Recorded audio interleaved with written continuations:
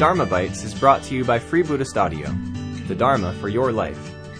Our work is funded entirely by donations from our generous listeners. If you would like to help us keep this free, make a contribution at freebuddhistaudio.com/donate.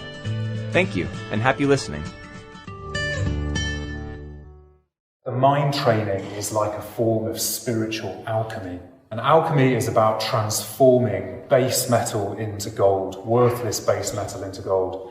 And much in this way, mind training is about transforming the normal base metal of our everyday lives into spiritual gold. So our everyday lives and our reactions to it into spiritual gold. And mind training recognizes that just as an alchemical reaction has to take place under the intense heat and pressure of a crucible, likewise, the adverse situations of our day-to-day lives, our day-to-day experiences, can provide us with the opportunity and the conditions that we need to transform. So this is going to be the subject of the talk this evening, and in particular we're going to be looking at this one short, pithy verse from the mind training tradition. Turn adverse conditions into the path to enlightenment. So this is what I'm going to be speaking about, how we can use adverse experiences and conditions as crucibles for spiritual transformation, as the vessels in which we can transform our baser selves into gold. So adversity. Ordinarily, we avoid adverse situations at all costs. So this seems to be one of the principal driving forces in our lives, avoiding adversity, around which we structure and form the decisions that make up the lives we lead.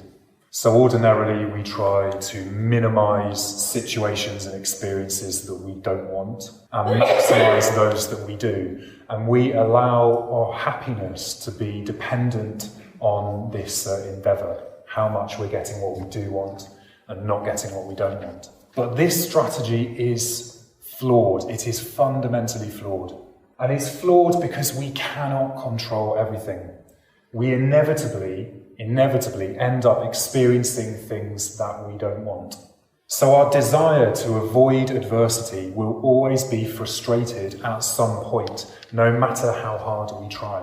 And that's the situation that we find ourselves in. And this way of living our lives, trying to avoid adversity, can actually just leave us extremely vulnerable to experiencing all different types of dukkha. And last week, Bodhinaga spoke about these different types of dukkha, which we can call suffering or unsatisfactoriness. So it can increase our psychological suffering, leaving us less able to cope with the inevitable, unavoidable dukkha of life. So the suffering that arises because we have an impermanent, conditioned human body. So if avoidance is such a bad strategy for dealing with adversity, what other options are there? Well, if adversity is, in many forms, inevitable, it follows that we must learn how to work with it. You need to learn how to work with adversity. But more than just working with adversity in the sense of coping with it or putting up with it, the mind training tradition suggests that we can in fact use adversity as the crucible for transformation, turn adverse conditions into the path to enlightenment. We hope you enjoyed today's Dharma Bite. Please help us keep this free. Make a contribution at freebuddhistaudio.com/donate. And thank you.